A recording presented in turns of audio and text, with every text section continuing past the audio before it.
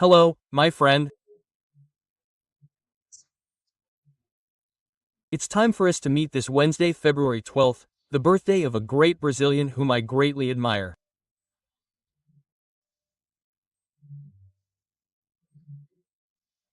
My dream for decades has been that he had been president of Brazil. I hope we have a president like him, Ives Gondra. Martins is turning 90 today.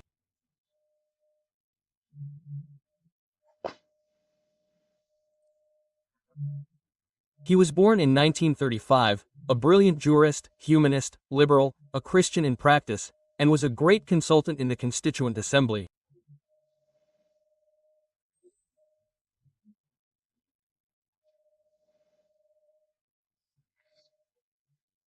His brain is in Article 53 of the Fundamental Constitution.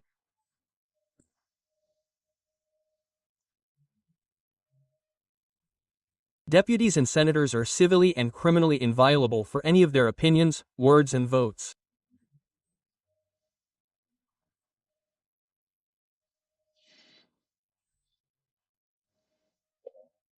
This, any, was discussed at length with him, showing that it is absolute anywhere, in the bathroom, in reference to anyone, it could be the Pope's mother, regardless of any of his opinions.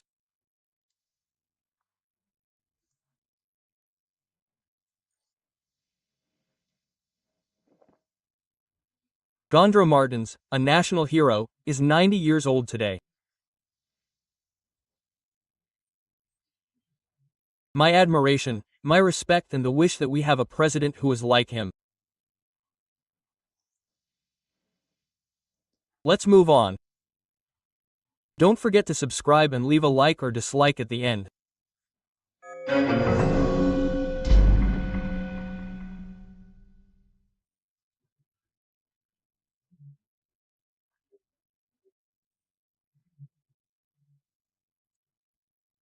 On the 90th birthday of Ives Gondra Martins, who guided the constituents in Article 53, right, the inviolability of deputies and senators, for any of their opinions, this was at stake in the meeting of the parliamentarians with the human rights delegation of the Organization of American States, because the deputies showed that they are indicted, receive at home by the federal police, are targets of searches and seizures, and some deputies are arrested.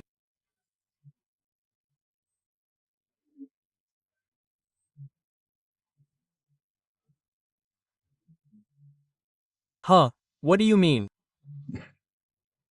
They must not have understood if they live in the United States, the O's headquarters are there, they know that the Constitution is to be followed.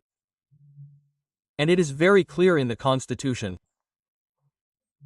Deputies and senators are civilly and criminally inviolable for any of their opinions, words and votes.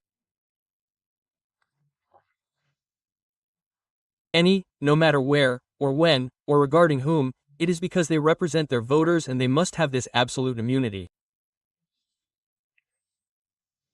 That is what is written in the Constitution.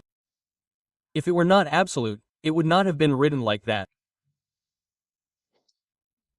There would be a safe being there and there is not, right?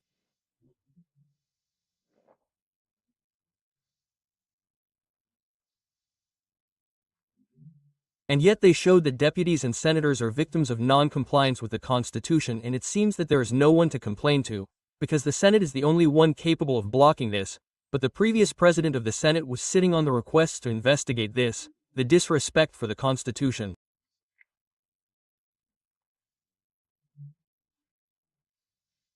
So, it is there within the legislative house that the problem begins, there in the Senate, in the presidency of the Senate. The current president started doing this in his first term.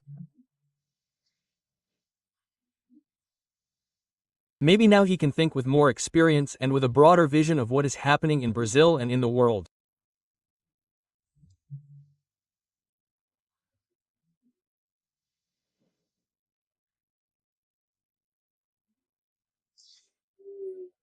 But anyway, it was a meeting in which the representative of human rights of the O's had to listen to the brilliant testimonies of Baiaquices, Gustavo Gayer, Nicolas Ferreira, right, Alexander Ramajam, Marcelo Van Houten, Eduardo Guirao, right, among others, right?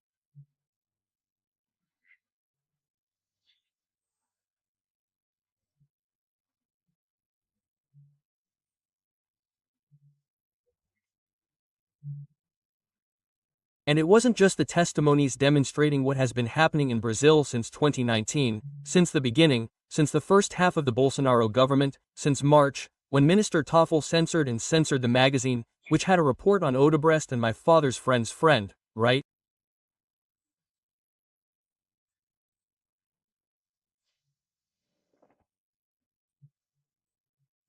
Then, on his own initiative, which is an initiative that is the responsibility of the Public Prosecutor's Office, according to the Constitution, Articles 127, 129, he opened an investigation that the minister Marco Aurelio called, at the time, the end of the world investigation, because, by the way, it hasn't been finished to this day, which is incredible, and he also handed over the reportership without being drawn, without being random.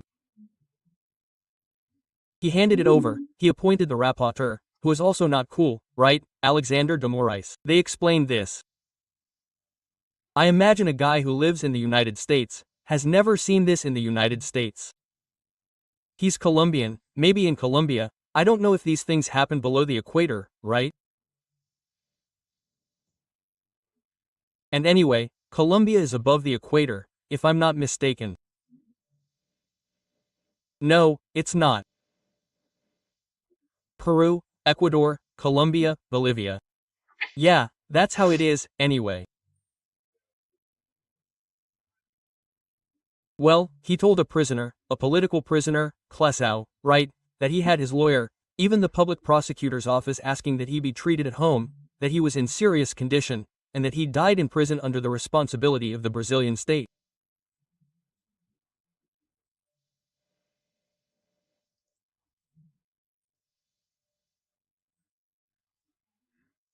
Clesau's daughter was there and then speaking in Spanish with Pedro Bocta, be real, yeah, they also talked about it, they showed statements, that mission given, mission accomplished by Benedito.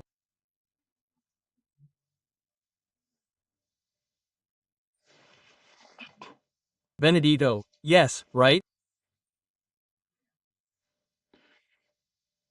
There are recordings of Minister Gilmar Mendes, Minister Barroso, among which we defeated Bolsonarism.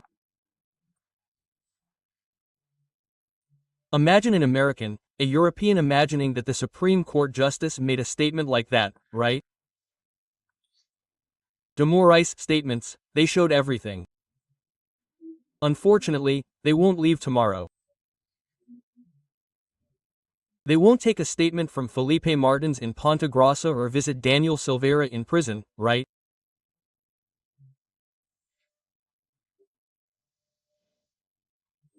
But the report of censorship, blockages, arrests, persecutions, wasn't very abundant, and the information they received during the hour and a half.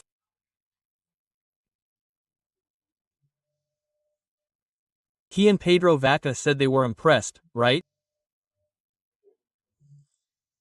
Well, a listener, a viewer sent me an email about Samuel. Samuel said to me, wow, you made an assessment based on his appearance. Imagine what you would say about Merit Magand, for example. I think Merit Magand is very pure, very kind, right? I confess, Samuel, that before deciding to talk about appearance, I thought about the disheveled hair of a genius like Einstein, right?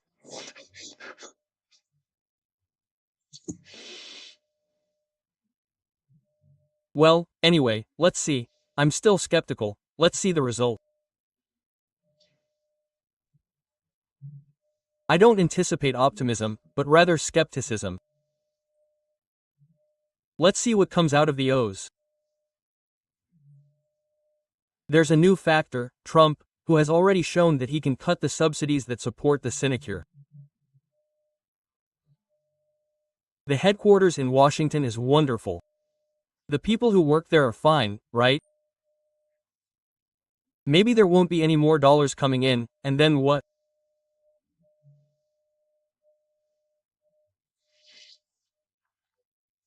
Well, let's wait for the OAS's report or conclusion on human rights, which only came out now, right?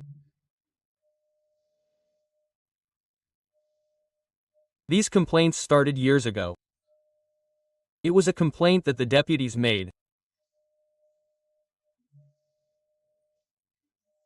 Well, I wanted to. I've already said it here. I wanted to talk again about the interview on Roda Viva with the Minister of Defense, Jose Museo Montero, right?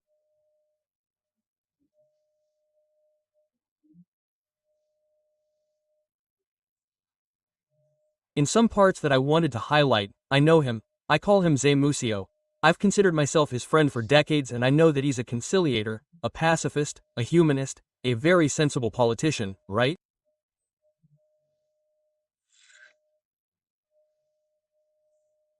Well, and he wants national pacification. And he reminded us that when you release an innocent person, you're pacifying. When you punish a guilty person, you are doing justice.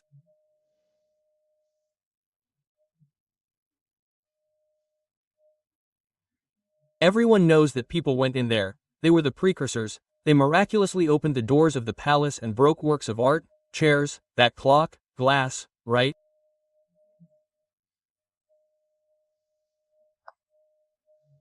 They went in prepared to break things. And I think he is absolutely right, right? That someone who was there taking pictures or went there to take shelter from the smoke of the gas cannot be sentenced the same as someone who broke the clock, for example, and 17 years, we are convicted. It is a lot of punishment even for someone who used lipstick, my god, right? Well, I heard a memory there that Matsunaga was there who killed and dismembered someone, right? She got less than that, she got 16 years. Now he also said the following. These are things that the National Congress can resolve, right? In fact, the National Congress is the one that can change the Constitution, except for the permanent clauses. No one else can change the Constitution made in 1988, made in 87 and 88, right? Now he said something interesting, right? He talked about pacification, but before that I remembered the pacification that I witnessed several times, right? When I was born, Getulio Vargas was still a dictator who pardoned the communists who attempted the coup in 1935 and the integralists who tried to invade the Catate Palace and if I'm not mistaken in 1937, and he pardoned both of them. Juscelino, I remember the rebellions of Air Force officers in Jacaria Kanga and Aragarcus and he pardoned everyone. There was even bombing, right? And he pardoned and I participated. I was in the Figueiredo government when the amnesty that pardoned everyone came out, right? I saw, I witnessed, I myself was the victim of a bank robbery by VAR Palmers and everyone was forgiven.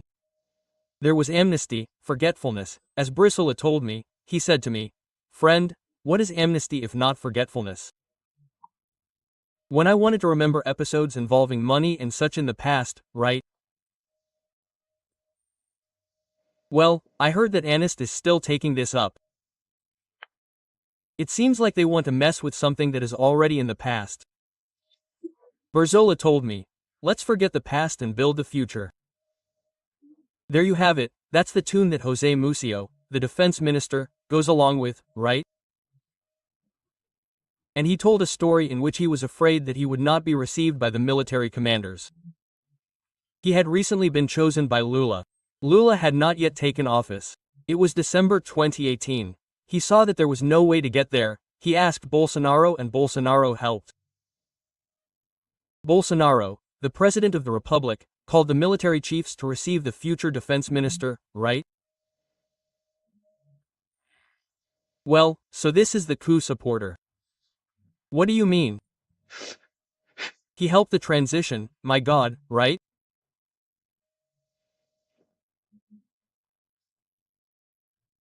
And finally, the recording of an interview in Oeste Sem Filtro yesterday with the Security Secretary of Sao Paulo, Guilherme Derrit, when he said that he is very optimistic about the new president of the chamber, Hugo Moura.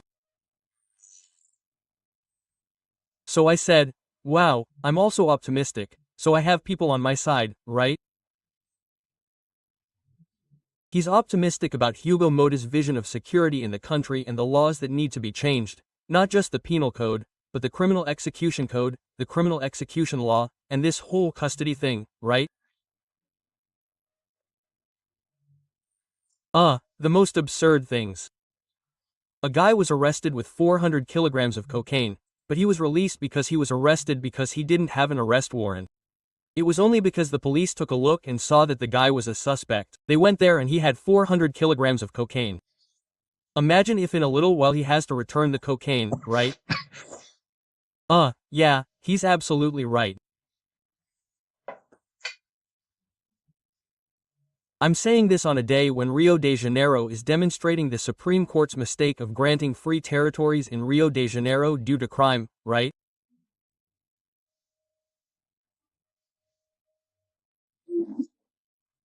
Today there was a battle in Rio de Janeiro, closing Avenida Brazil, the Red Line, with injuries. A police helicopter was shot down, and had to land in the middle of nowhere, right?